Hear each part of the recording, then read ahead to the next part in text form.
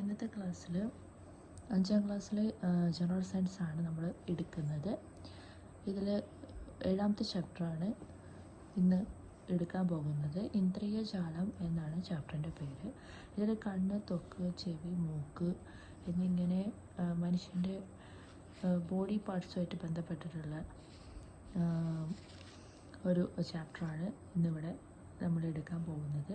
ജ്ഞാനേന്ദ്രിയങ്ങൾ എന്ന് പറയും. കണ്ണ്, ചെവി, മൂക്ക്, നാക്ക്, ത്വക്ക് എന്നിവ എല്ലാം ജ്ഞാനേന്ദ്രിയങ്ങളാണ്. അപ്പോൾ ഈ ജ്ഞാനേന്ദ്രിയങ്ങളെ പറ്റിയിട്ടാണ് ഇന്നത്തെ ക്ലാസ്.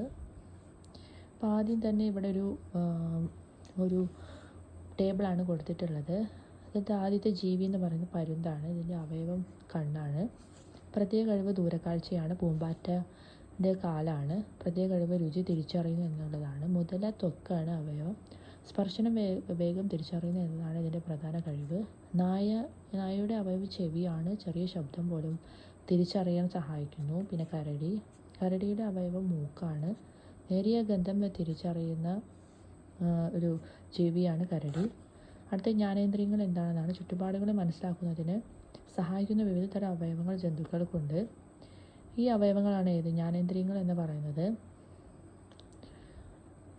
ജ്ഞാനേന്ദ്രിയങ്ങൾ ഏതൊക്കെയാണെന്ന് ആണ് അടുത്തായിട്ട് പറയുന്നത്. ചെവി, മൂക്ക്, നാക്ക്, ത്വക്ക് എന്നിവയാണ് മനുഷ്യരുടെ ജ്ഞാനേന്ദ്രിയങ്ങൾ എന്ന് പറയുന്നത്. അപ്പോൾ ആദ്യമായിട്ട് കണ്ണ് എന്താണെന്ന് നോക്കാം.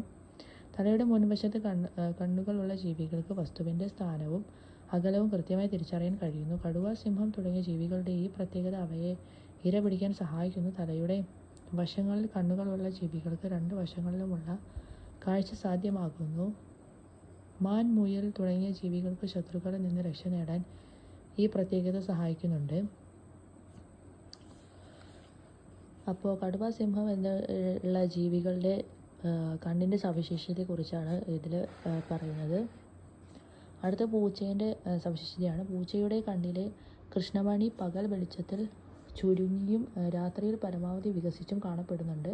നേരിയ വെളിച്ചത്തിൽ പോലും അവയ്ക്ക് കാഴ്ച സാധ്യമാകും. പൂച്ചയുടെ കണ്ണുകളിൽ പ്രത്യേക തരം കോശങ്ങളുടെ ഒരു പാളിയുണ്ട്. അതാണ് രാത്രിയിൽ കണ്ണുകളുടെ തിളക്കത്തിന് കാരണം. രാത്രിയിൽ ഇര തേടുന്ന പല ജീവികളുടെയും കണ്ണുകൾക്ക് ഈ പ്രത്യേകതയുണ്ട്.